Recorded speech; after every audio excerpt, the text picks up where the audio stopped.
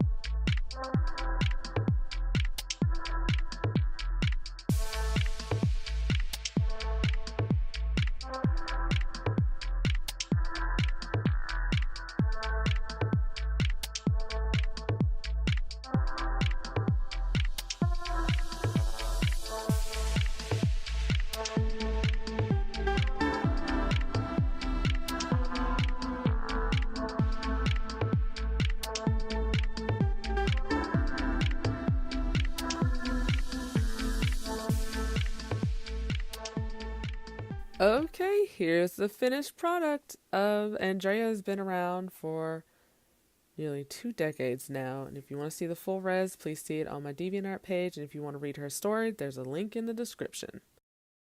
That's it for this week's video. Please like and subscribe to my channel. I update every Friday, and you can also follow me on DeviantArt and Instagram. I'm Musashden here, there, and everywhere. Thanks for watching.